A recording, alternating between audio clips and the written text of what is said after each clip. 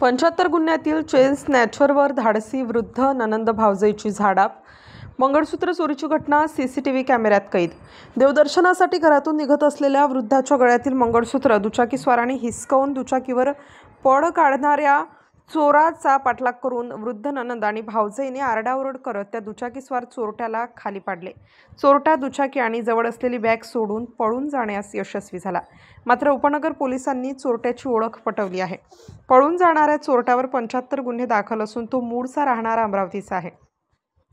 Nashik road भागातील जयभवानी रोडवर चव्हाणमळा येथील वयोवृद्ध ननंद आणि भावजई देवदर्शनासाठी सोमवारी सकाळी ही घटना घडली आहे. चोरट्याने पत्ता विचारण्याचा बनाव करत सौदीराम यांच्या गळ्यातील सोन्याचे 2.5 तोळे वजनाचे 1.25 लाख रुपये किमतीचे मंगळसूत्र ओढत दुचाकीच्या दिशेने पळू लागला. यावेळी या ननंद भावजईने आरडाओरडा करत त्याच्यावर झडप घातली आणि दुचाकीसह त्याला खाली पाडले. झटापटीत चोरट्यांनी दुचाकी आणि जवळ असलेली बॅग सोडून पळून गेला. घटनेची माहिती पोलिसांना दिल्यानंतर पोलिसांनी बॅग तपासून बॅगमध्ये आणखी 2 सोन्याच्या मंगळसूत्रासह चोरट्याची माहिती मिळाली. ही संपूर्ण घटना परिसरात लावलेल्या सीसीटीव्ही कॅमेऱ्यामध्ये कैद झाली आहे.